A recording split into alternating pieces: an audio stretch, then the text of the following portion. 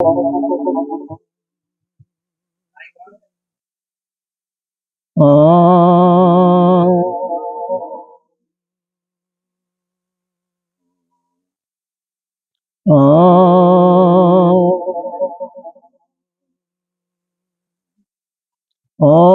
सहनावतु सहनो भुनक्तु सह वीर्यं करवावहि तेजस्विनामधीतमस्तु मा विद्विषावहि।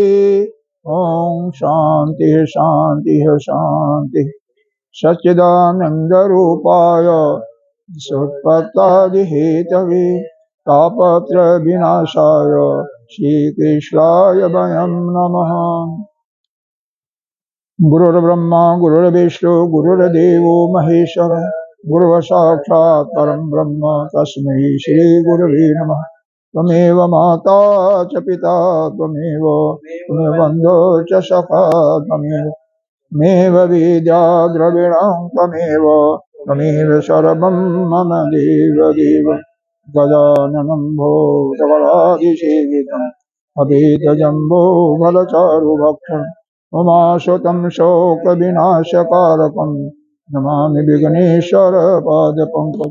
वो फोटोग्राफ भी ले लिया करो भैया, फोटोग्राफ भी ले लिया करो। ले लेना, इससे ले लो या उससे किसी से ले लो।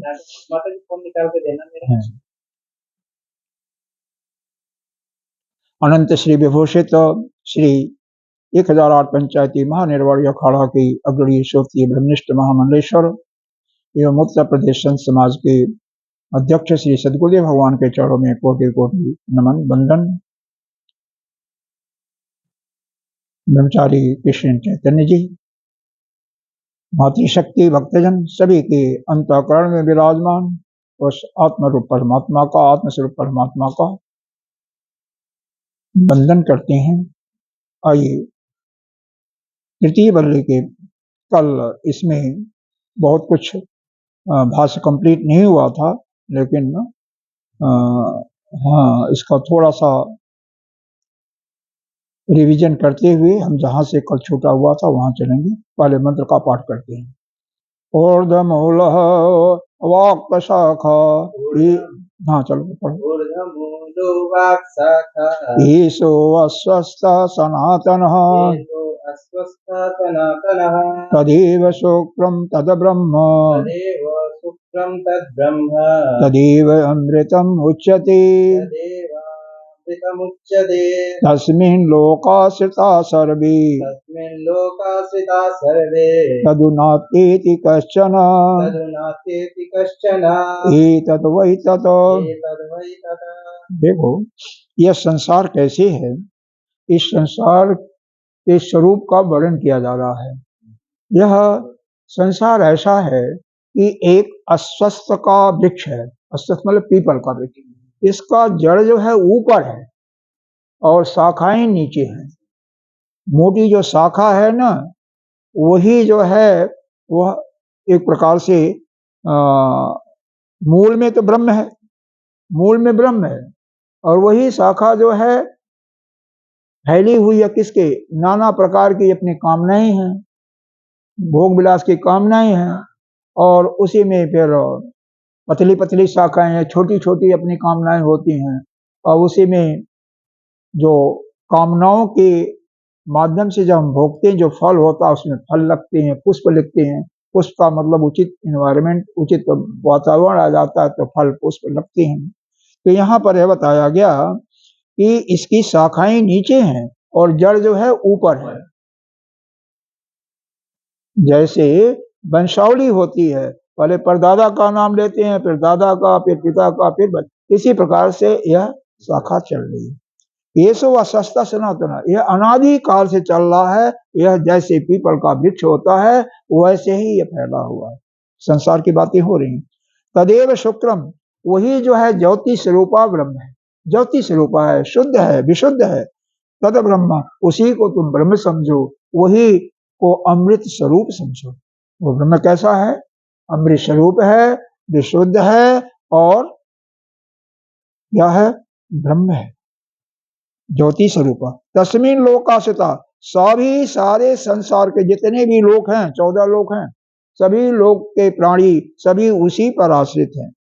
सर्वे तद न नते कश्चन, उसके अतिरिक्त और कुछ भी नहीं है, कोई भी उसका उल्लंघन भी नहीं कर सकता, क्योंकि वही सबका शासन करता है। ये तद्वै तथे नचकेता, तुम जिस तत्व को पूछ रहे थे, जिस तत्व की बात कर रहे थे, यह वही तत्व है, यानी वही सभी प्राणियों के अंदर आत्मा के रूप में। आगे चूंकि रिपीटिशन हो रहा था इसलिए बहुत ज्यादा इसमें बात नहीं करते हैं। यह कैसे है, इसको केवल हम चलो भाष के साथ ही, यह कैसे है, ऊर्ध्व मूलम जद दत्त विश्व परमम पदम अश्य इति, अर्थात यह ऊपर की तरफ जो ऊर्ध्व है, जड़ है, वही जैसे भगवान विष्णु का परम पद है, उसी प्रकार से भगवान विष्णु कहाँ रहते हैं मालूम होगा? हाँ, क्षीर सागर में सोए रहते हैं। अब यह सोचो, यह समझो कि वह सोते हुए हमेशा, तो ऐसी बातें नहीं है, देखते रहते हैं, देखते चिंतन चलता रहता है ना, ब्रह्म का चिंतन हमेशा चलता रहता है। शिव जी नहीं रहते हैं, शिव जी तो हजारों वर्ष समाधि में रहते हैं, किसका? ब्रह्म का ही चिंतन हो रहा, स्वयं भी ब्रह्म है, ब्रह्म स्वाभाविक ब्रह्म है, निर्वाधिक ब्रह्म का चिंतन है।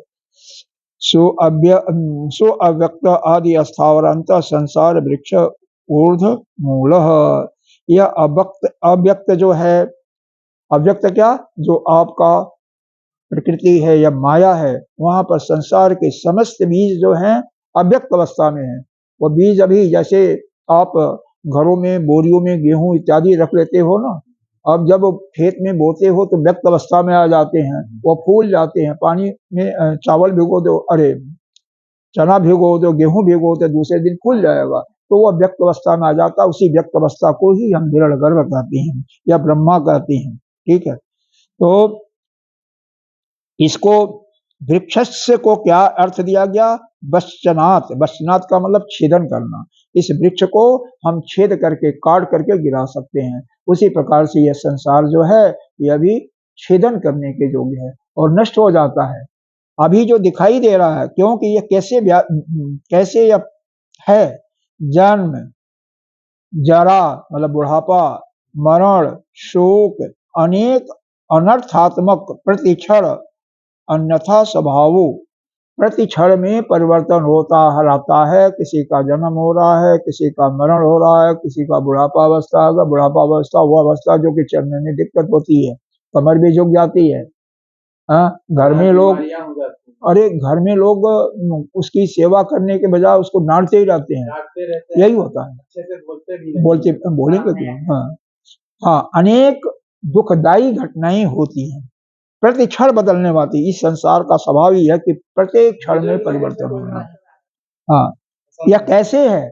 जैसे माया मरीच उद्गम, यह रेगिस्तानों में यह रेत के चमकने के कारण हमें दूर से दिखाई देता है कहीं पानी है, जल है, लेकिन पानी नहीं होता। यह आकाश में जब बादल छाई होती है तो बादल ही विभिन्न रूपों में इधर से टेढ़ा मेढ़ा करके वो दिखाई देते हैं कि यही जो है गंधर्व लोक है, गंधर्व लोग वहां पर अपना नृत्य इत्यादि कर रहे हैं। लेकिन जैसे ही धूप होता है गंधर्व लोक समाप्त हो जाता है और इधर रात्रि होती है तो वह अपना रेगिस्तान का जो मिर्च मरीचिका का खेल होता है वह भी समाप्त हो जाता है। उसी प्रकार से संसार में जिस पुरुष जो भी साधक है अपने अंतःकरण को शुद्ध करके श्रवण सत्संग के माध्यम से किसी श्रेष्ठ जो कि श्रोतीय ब्रह्मनिष्ठ यानी वेदों का जानने वाला भी हो और स्वयं भी अपने स्वरूप में स्थित हो, ऐसे गुरु का जो चयन करके, आचार्य का चयन करके जब शास्त्रों का उपनिषदों का श्रवण करता है तो उसके लिए है जो जन्म जरा मरण और अनेक प्रकार के अनर्थ को देने वाला संसार है वह नष्ट हो जाता है। तो उसका जो संसार अपना बनाया हुआ है, कौन? यही परिवार है, घर है, वह सब अपने आप ही नष्ट हो जाता है उस समय वृक्ष के माथे पे। हाँ, अंत में यह वृक्ष के समान ही अभाव रूप हो जाता है। जैसे कदली, केला जानते होंगे, केला का जो जड़ होता है ना, उसमें एक एक परत को निकालते जाइए, बीच में जो निकलेगा वो ठीक है, आप कहते हो सब्जी बनाते हैं, ठीक है, लेकिन वह निसार उसको माना जाता है। निसार कोई सार नहीं होता है। मोजा ले लो, उसमें भी ऐसे ही होता है। बाद में उसका जो बनता है उसका क्या है, गौरी वाले वगैरह बनाई जाती थी, डलिया वगैरह, वो जो घर में सामान वामान रखने के लिए। पहले आजकल की जैसा शुद्ध शुद्ध चीजें नहीं थी, बहुत गरीबी होती तो उसी से बनता था। और ऐसे है कि यह जैसे सैकड़ों तत्सारो अनेक सत पाखंड बुद्धि, अनेकों सैकड़ों जो है पाखंड करने वाले, पाखंडी लोग हर जगह होते हैं। हाँ, पाखंडी, पाखंड करने वाले, पाखंड जो करते हैं, पाखंडी होते हैं, उनके अंदर कोई सार नहीं होता है। क्या कहते हैं, कोई तत्व नहीं होता है। बिल्कुल अलग अलग है। हाँ, निसारो, कोई सार नहीं होता है। निसारो अनेक शत पाखंडी बुद्धि, जिनकी ऐसी बुद्धि होती है, केवल पाखंड का मतलब यहाँ पर दिखाने वाली बात होता है, केवल कहते रहते हैं, करना कुछ नहीं होता है। विकल्प विकल्प तद तत्व जिज्ञास भी निर्धारित तो इदम तत्व वेदांत निर्धारित पर ब्रह्म मूलो सारा अविद्या कर्म काम काम कर्म अव्यक्त बीज प्रभव अपर ब्रह्म विज्ञान क्रिया शक्ति दयात्म हिरण गर्भ अंकुर सर्व प्राणी। अब यहाँ पर यह बता रहे हैं कि जो वेद के अनुसार, वेद में जो वर्णन किया हुआ है, वेदांत के अनुसार क्या करता है, निर्धारित जो उसमें नियम बनाए हुए हैं, उनके क्या नियम बनाए हुए हैं, जैसे प्रत्येक प्राणी को क्या करना चाहिए, सुबह सुबह जगने के बाद बड़ों को प्रणाम इत्यादि करने के बाद, स्नान ध्यान करने के बाद क्या करना चाहिए, फिर गायत्री मंत्र का जाप करे, यज्ञ करे इत्यादि जो बनाया हुआ है नियम है। कम से कम संध्या, हाँ संध्या जिसको करना तो संध्या का पाठ करे, और इस प्रकार से अपना समय समय पर अपना यज्ञ तप अग्निहोत्र नियमित किया जाता है इत्यादि करते हुए जब उसका अंतःकरण शुद्ध हो जाता है तो वह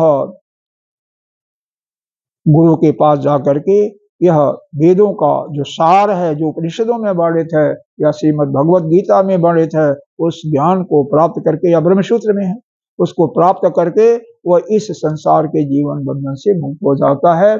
उसी प्रकार से जैसे वह वृक्ष जो है उसको काट करके धराशायी कर दिया जाता है। ठीक है, उसमें जहां से यह अव्यक्त रूप बीज से जो उत्पन्न होता है क्या है, वहां पर उसकी दो शक्तियां, हिरण्यगर्भ की दो शक्तियां मानी जाती हैं, एक ज्ञान शक्ति, क्रिया शक्ति। तीसरी शक्ति हम भाव शक्ति को भी कहते हैं, जो कि प्रेमा शक्ति होती है। यहाँ पर दो शक्तियों का वर्णन किया हुआ है। ठीक है, तो जिसका वह स्वरूप हो जाता है। अपर ब्रह्म क्या है, वह हिरण्यगर्भ ही वह स्वरूप है, जिसका अंकुर है, सारे बीजों के उसमें अंकुर हैं। सभी प्राणी लिंग भेद स्कंद तीसरा जलाव जल अवश्य कोद भूत दर्पो बुद्धि इंद्र विषय प्रवाल अंकुर श्रुति स्मृत अन्याय विद्या उपदेश पलाशो ज्ञानो उपदेश रूप पलाशो यज्ञदान तप आदि अनेक क्रिया पुष्प सुख दुख। इतना लंबा सेंटेंस कर देते हैं। देखो, यह 2 पेज का एक ही सेंटेंस है, 1.5 पेज लगभग, एक ही वाक्य है। शुरू हुआ भाष्य और तीसरे पेज में जाकर के फुल स्टॉप आया है। तो थोड़ा थोड़ा ये हम पढ़ेंगे इसमें।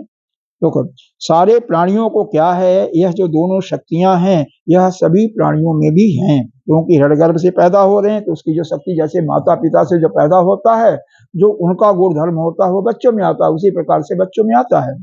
तो यह सभी प्राणी, यह जो लिंग भेद के कारण से जब अज्ञान में पड़ते हैं, तो जैसे कहते हैं जल से वृक्ष को, उस अस्वस्थ वृक्ष को सींचते हैं, खाद देते हैं, उसी प्रकार से इनकी जो कामनाएं होती हैं, उन कामनाओं के जो तृष्णा होती है, जो उसकी पाने की ललक होती है, उसके फलस्वरूप क्या होता है, वह कामनाएं ही क्या होती हैं, वह उनकी बुद्धि में, इंद्रियों में वह विषय रूपी जो है कोमल कोमल पत्ते खिलते हैं, वह अंकुर निकलते हैं, और वह उनको क्या करते हैं, इस जीवन के जन्म मरण रूपी बंधन में बांध देते हैं।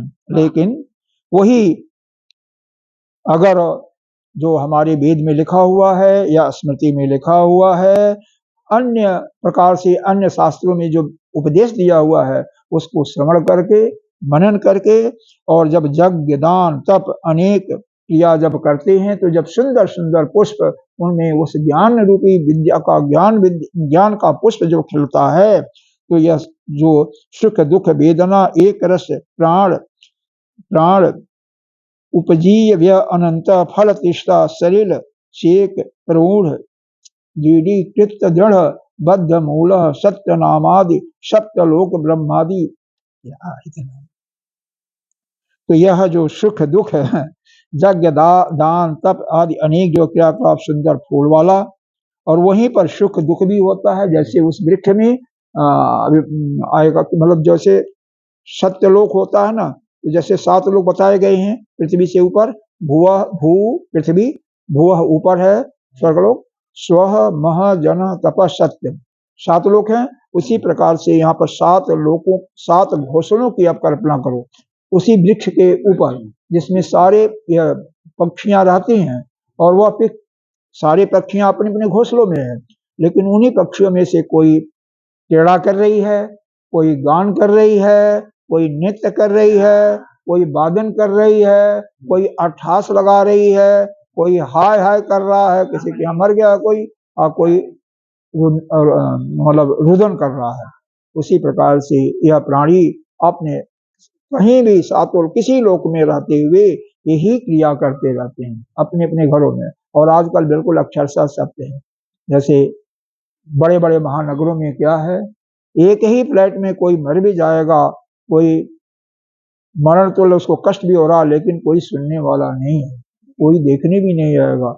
लाश को उठाने वाला भी गाड़ी आएगी एमसीडी की, और कोई नहीं आएगा। नगर पालिका की गाड़ी आएगी, बुलाओगे तो आएगा, पैसा देगा और फिर ले जाएगा। कोई भी नहीं सुनता है। हाँ, और पहले क्या होता था, गांव में क्या होता था, इतना आपसी प्रेम होता था, बड़े से बड़े कार्य भी बिना पैसे के सब लोग मिलजुल करके करते थे, कंधे से कंधे लगा करके। और यहाँ पर जिसका पूर्ण होगा, जिसको पूर्ण किया जाएगा वही आएगा, दूसरा कोई आने वाला नहीं है। खैर, अब यहाँ पर कहने का तात्पर्य यह है कि जैसे उस पेड़ में यह तमाम पक्षियों के घोंसला हैं, वह कभी सुखी होते हैं, दुखी होते हैं, कभी क्रंदन करते हैं, उसी प्रकार से यह प्राणी संसार में रहते हुए सभी प्राणी ऐसे ही रोते गाते सुखी दुखी हंसते फूलते रहते हैं। कोई अगर गुरु का ज्ञान प्राप्त करके ब्रह्म विद्या को प्राप्त कर लिया तो वह जीवन मरण के बंधन से मुक्त हो जाता है, नहीं तो सभी उसी में पड़ते रहते हैं।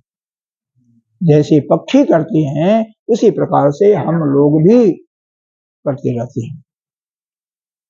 आइए अब आगे जो हमने शायद नहीं पढ़ा था उसको देख लेते हैं। यह जैसे संसार के जो संसार का जो अस्तित्व का वृक्ष होता है ना, इसका पत्ते जो होते हैं हमेशा हिलते रहते हैं। तो यहाँ इसकी तुलना की रही है कि इसी प्रकार से हमारा स्वभाव, प्राणियों का स्वभाव क्या चंचल है, क्योंकि संसार का वृक्ष तेज है, संसार तो इसी रूप में है, इसके पत्ते के रूप में हम लोग हैं, कामना वही होती है ना। हाँ, तो हम ही लोग हैं, तो हमारा जो मन जो है ना इसी प्रकार से चंचल रहता है। आप 99.9% पाओगे कि ऐसे ही चंचल स्वभाव वाले होते हैं हमेशा। हाँ, स्वर्ग नरक तिर्यक प्रेतादि यह भी जो है, जैसे यह शाखाएं होती हैं ना, उसी प्रकार से हमारा किसी का कामना होती, इच्छा स्वर्ग प्राप्त करने के लिए, जो पापी होता है नरक प्राप्त करता है, और कुछ तिर्यक योनि में भी जाते हैं, कुछ भूत प्रेत भी बनते हैं, अपने अपने कर्मों के अनुसार जो है यह बनाते हैं। यह सनातन अनादिकाल से चला जा रहा, चिरकाल से यह क्रिया चली आ रही है। मतलब यह है कि हम इस संसार में आए हैं, ठीक है। तो जैसे पीपल के वृक्ष की चर्चा की गई, पीपल के वृक्ष में जब हम खाद पानी देते हैं वह बढ़ता है, उसमें नाना प्रकार के पक्षी जब बड़ा हो जाता है तो अपना घोंसला बना करके रहते हैं। वह पक्षी जो है आपस में, कोई किसी घोंसले में कोई पक्षी टेढ़ा करता है, कोई नृत्य कर रहा है, कोई वादन कर रहा है, कोई दुखी हो रहा है, कोई हट्टास लगा रहा है, कोई हंस रहा है, कोई प्रसन्न हो रहा है, कोई दुखी हो रहा है। उसी प्रकार से हम लोग इस संसार में आए हैं, तो अविद्या अपनी कामना और कर्म के फलस्वरूप हम लोग भी इसी संसार में अपने अपने घोंसले, मतलब अपने अपने महल कहिए, अपने अपने कपड़ों में कहिए, हंसते रोते गाते चल रहे हैं, सुखी और दुखी हो रहे हैं। और जब हम इस सत्संग को सुन करके यज्ञ दान तप इत्यादि करके अपने अंतःकरण को जब पवित्र करने में सब सफल हो जाते हैं, तो उसके बाद जो है क्या करना चाहिए हमें? यह जो ब्रह्म विद्या है, जो उपनिषद या श्रीमद् भगवद गीता या ब्रह्मसूत्र के अंदर जो वर्णन है, उसको सुन करके कैसे किसके पास? ऐसा जो गुरु है जो कि श्रोती और ब्रह्मनिष्ठ दोनों है, जो वेद को जानता भी है, संस्कृत के शब्दों को भी जानता है, साथ ही अपने स्वरूप में स्थित भी है, उसके अंदर के भी कामना इत्यादि जो रोग समाप्त हो गया है, तो उसके पास जाकर के जब हम यह ज्ञान प्राप्त कर लेते हैं, तो इस जीवन का जो यह दुख है, मरने का, जीने का, बुढ़ापे का, रोगों का, उससे हम मृत होकर के फिर दोबारा जन्म हम नहीं प्राप्त करना पड़ता। हाँ, जदस्य, इस संसार का जो संसार वृक्ष से इसका जो मूल है वह क्या? तद एव शुक्रम, तद एव, वही है। कौन? विशुद्ध, जो शुभ्र है, शुभ्र मतलब विशुद्ध, शुद्ध, ज्योतिष प्रकाश स्वरूपा, चैतन्य स्वरूपा ज्योति है। तदेव ब्रह्म सर्वमहत्वात्, वही ब्रह्म समझो, उसी को ब्रह्म समझो, वही सबसे श्रेष्ठ है, महान है। तदेव अमृतम, वही जो है अमृतमय भी है, अमृत स्वरूपा भी है। अविनाशी स्वभाव उच्यते, उसका स्वभाव है अविनाशी है। अविनाशी का मतलब वह जन्म मरण से अलग है, न वह पैदा होता है न मृत्यु होती है उसकी। इसी प्रकार से आपका भी जन्म मरण नहीं है, ये शरीर का मरण होता है। आप तो केवल इस शरीर में आ जाते हो, कैसे? जब शरीर बन जाता है तो आप उसमें प्रवेश कर जाते हो। कैसे? वासांश जड़ानि यथा विहाय नमानि गृहाणि नव अपराणि तथा शरीराणि विहाय जड़ा नाना संजाति नवीन। दूसरे अध्याय में है गीता जी के। जैसे एक मनुष्य पुराने कपड़े को जब फट जाता है उसको छोड़ करके दूसरा कपड़ा धारण करता है, उसी प्रकार से जब शरीर हमारे किसी काम की नहीं आती तो उसको त्याग करके हम दूसरे नए शरीर में धारण करते हैं। और क्या? और क्या? और कौन जाएगा? वही तो है, वही तो दुखी सुखी होता है। आत्मा तो हर जगह ही है, हमेशा व्याप्त है। वो तो मृतक शरीर में भी है, आत्मा तो मृतक शरीर है उसमें भी है, लेकिन उसकी चेतना प्रकट नहीं होती है। उसकी चेतना, उसका जो प्रतिबिंब है, जो जीवात्मा बना हुआ, उसके माध्यम से ही बुद्धि इत्यादि में प्रवेश होती है ना, तो उसकी चेतना तो कहीं आती नहीं, इसलिए वो हल्का फुल्का नहीं। अच्छा, और वही जो है सत्य स्वरूप भी है। वाचारंभणम विकारो नाम ध्येयम अनृतम अनजत्तो मर्तम, यह केवल वाणी का विकार है। छांदोग्योपनिषद की एक श्रुति है कि ये केवल यह जो नाना प्रकार के नाम और रूप, यानी नाना प्रकार को उपाधियों को हम धारण कर रखते हैं, केवल यह वाणी का एक विकार है, क्योंकि यह असत्य है। अनृत माने झूठ है, सत्य है, मिथ्या है, और क्या है? मर्तम, मरने वाला है। यह संसार का कोई अस्तित्व नहीं है, इसलिए इसको क्या समझो? काल्पनिक समझो। और क्या है? तस्मिन परमार्थ सत्य ब्रह्मणि लोका, उस परमार्थ सत्य में ब्रह्म की स्थिति, उत्पत्ति और लय, उसी ब्रह्म में सबकी स्थिति, उत्पत्ति और लय हो रही है। कैसे?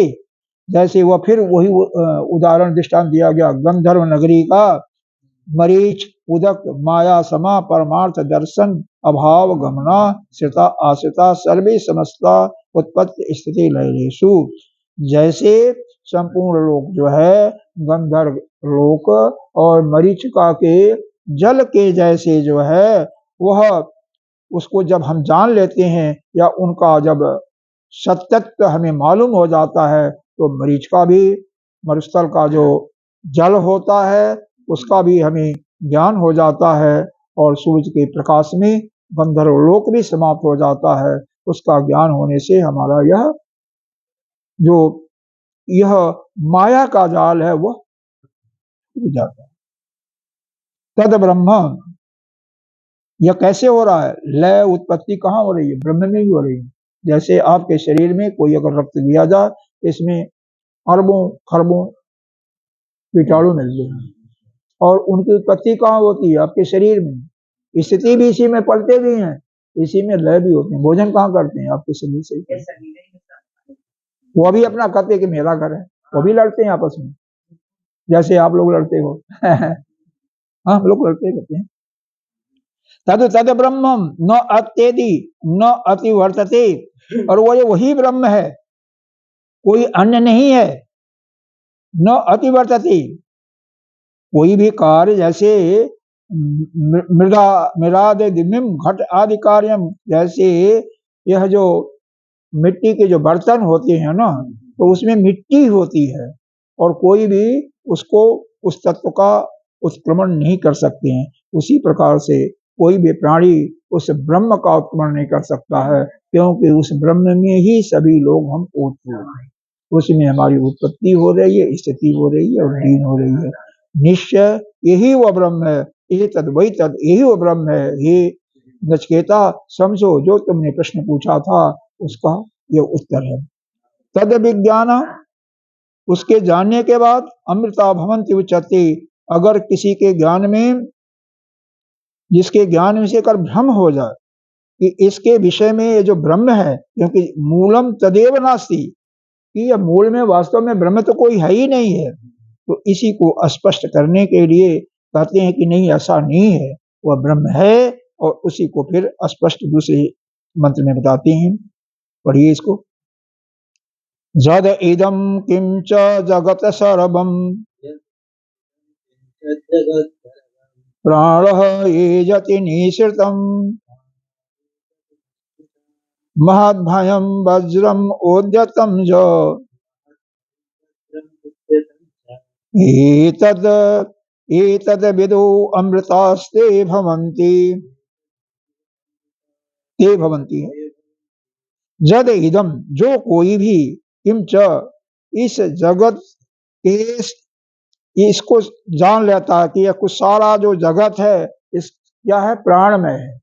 सभी प्राणियों में क्या है? प्राण ही है ना।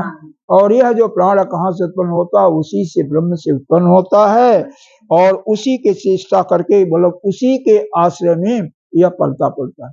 कोई भी प्राण अपना काम करता है किससे? उसी के शक्ति से करता है, उस ब्रह्म के शक्ति से करता है। वह ब्रह्म कैसा है? महद भयम, बहुत भयावना है। और क्या है? वज्रम उदतम, और उठे हुए वज्र के समान है। क्यों? एतद विदु, और जो इसको जान लेता है, जो एतद विदु, जो उस ब्रह्म को जान लेता है, वो अमृत में हो जाता है।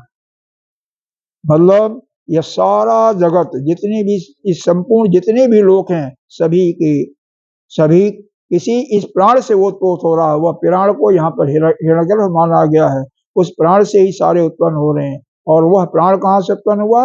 वह ब्रह्म से ही होता है। और वह ब्रह्म कौन है? महद, बहुत बड़ा भयावना है। और जैसे गदा अब वज्र है उठाया हुआ हाथ में है, उसी को देख करके डरावना सा लगता है। ऐसा जो जान लेता है उस ब्रह्म को, वही जो है अमृतत्व को प्राप्त करके इस जीवन मरण के अभी नहीं, अभी 10-15 मिनट होना पड़ेगा।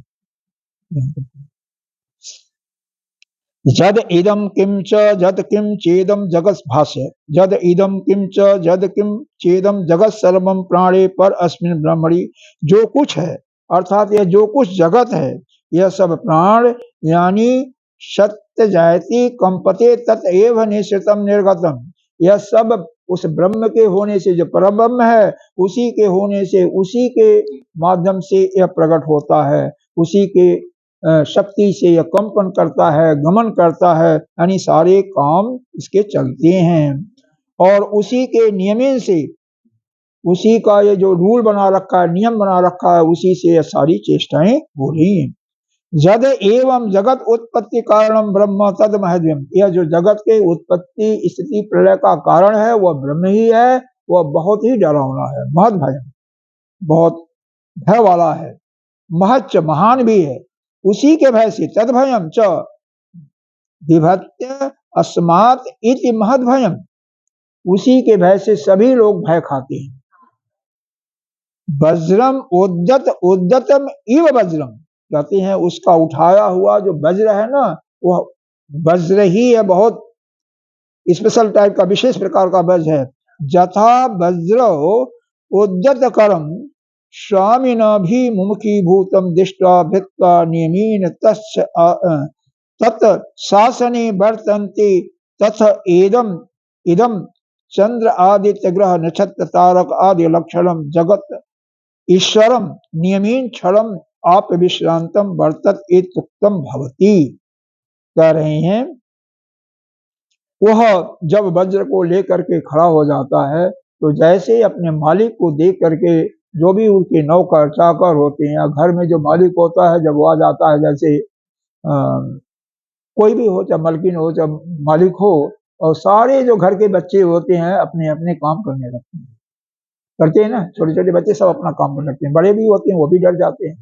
और जैसे ऑफिस में कोई मान लो उस कंपनी का चेयरमैन आ गया या उससे भी छोटा भी ऑफिसर आ गया तो सभी हाँ काम कर रहे हैं नहीं कर रहे हैं, लेकिन सभी बिल्कुल अलर्ट हो जाते हैं, सावधान हो जाते हैं। और क्या, आप अपने आश्रम में देख लीजिए गुरुदेव को, वैसे ही सभी लोग अलर्ट हो जाते हैं,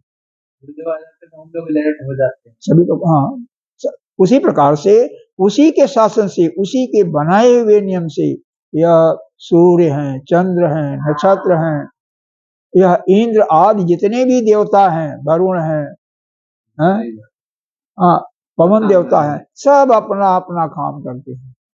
अगर एक भी देवता बंद हो जाए, मान लो पवन हवा बंद कर दे। एक समय हुआ था जब हनुमान जी को इंद्र ने वज्र मारा था और वह उनका प्राण निकला तो नहीं था, लेकिन उस मूर्छित अवस्था में हो गए थे। तो चूंकि ये पवन के ही पुत्र थे माने जाते हैं, पवन के ही उसके कृपा से हुए थे, तो पवन ने इतना क्रोध आया कि हवा बंद कर दिया, सारे लोग भयभीत हो गए, सब अब प्राण निकले। अरे बिना सांस के कोई कैसे रुक जाता है? सभी लोग ब्रह्मा जी के पास जाते हैं, फिर उनकी प्रार्थना होती है, फिर सभी लोग हनुमान जी को वरदान देते हैं, सारे देवता वरदान देते हैं, उनके वरदान के स्वरूप हनुमान जी कितनी शक्ति हुई। और क्योंकि सभी की नजर लगती है तुरंत ठीक भी हो जाते हैं और पवन देवता भी खुश आते हैं, तो बिना उनके शक्ति के, उस परमात्मा के शक्ति से कोई भी काम नहीं करता है। सभी उसी के शक्ति से अपना अपना काम, तद शासने, उसी के शासन से सभी अपना अपना काम नियम पूर्वक करते हैं। तत् एदम, चाहे चंद्र हो, आदित्य हो, सूर्य हो, ग्रह नक्षत्र तार, सभी अपना अपना काम अधिष्ठाओं के सहित एक क्षण को भी कहते हैं नियमीन क्षणम आप विश्रांतम वर्तत इत्युक्तम होती, एक क्षण भी बिना विश्राम के चलते रहते हैं। सूर्य देखो कभी चलता विश्राम करता है? अरे रात्रि आपको दिखाई देती है कि सूर्य अस्त हो गया, लेकिन ऐसा नहीं है, वो दक्षिणी गोलार्ध में उस समय चल रहा है, उसका प्रकाश कर रहा है, वहां पर दिन निकला होगा। अच्छा, यहाँ अस्त हुआ, वहां यहाँ डूब रहा, वहां अमेरिका में दिन होता है, कहीं कहीं 8 घंटे का, कहीं 12 घंटे का अंतर होता, कहीं जैसे दुबई हो गई 3 घंटे का अंतर है, हर जगह अलग अलग है। तो उसके अनुसार यह तो अनवरत लगातार, अरे पृथ्वी कितने शक्ति, कितने स्पीड से अपने धुरी पर घूमती है, सूर्य के चारों तरफ भी घूमती है, 2 गतियां हैं, और उतने गति से अगर आप मोटरसाइकिल चलाओ तो उलट पड़ोगे। अरे बहुत स्पीड फास्ट होती है, लेकिन हमें आपको कुछ नहीं मालूम होता कि पृथ्वी घूम रही है, स्पीड से घूम रही है। और क्या, हर 24 घंटे में अपनी धुरी पर एक चक्कर लगा लेती है, और 365 दिन में सूर्य का पूरा चक्कर लगा देती है। अच्छा, अब आइए इसको समाप्त भी करना है, थोड़ा सा समय का भी थोड़ा सा हुआ है, क्योंकि आप ही को जल्दी, हमें नहीं जल्दी है, आप ही को जल्दी है। ठीक है, च एतद विदुः, अब जो कल तक सुना, ठीक है बैठो, यहाँ पर भोजन मिलेगा, कोई चिंता नहीं। अब देखो उसको जान करके, किसको? वह जो ब्रह्म है, जो इस प्रकार का है, बहुत भयानक रूप है, जो कि वज्र उठाए हुए खड़ा है और वह सारे जितने भी भुवन है सब पर शासन कर रहा है और उसी के बनाए हुए नियम से सभी अपने अपने जहां पर जो भी काम दिया हुआ है बिना विश्राम किए हुए अनवरत काम कर रहे हैं।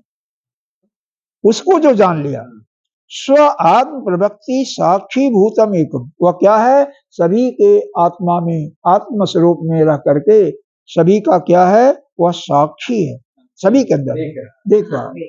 एकम ब्रह्म, वह एक ही है और वही ब्रह्म है, वही क्या है, अमृत स्वरूपा है। और क्या है, आमरण धर्माणति भवंती, और क्या है, आमरण धर्मा, वह जन्म और मृत्यु के चक्कर से भी इसके धर्म से भी अलग है। उसका न तो जन्म होता है न मृत्यु होता है, और जो भी जानता है वह भी इस अमर मरण धर्म से अलग हो जाता है। इसका मतलब वह पुनः उसके प्राण उत्क्रमण नहीं करते, अर्थात वह पुनः संसार में नहीं आता। कथ तत् भय जगत बर्तत इत्या, उसके भय से जगत जो है किस प्रकार से व्यवहार कर रहा है, उसके भय से, तद भय, उसके भय से जगत बर्तत इत्या, किस प्रकार से व्यवहार करता है। अब उसके लिए फिर अगले मंत्र में बताया जाएगा, उसको हम लोग अब कल सुनेंगे, ठीक है। इसमें अगर कोई कमी रह गई हो तो बताइए। उनके पूछ रहे हैं, तुमसे नहीं पूछ रहे हैं। समझ में आ रहा, ठीक है, ठीक है। ओम पूर्णमिदः पूर्णमिदं पूर्णात् पूर्णमुदच्यते पूर्णस्य पूर्णमादाय पूर्णमेवावशिष्यते। ओम शांति शांति शांति। बंद कर दो बाबू, सो गए थे, जाओ अब सो जाओ।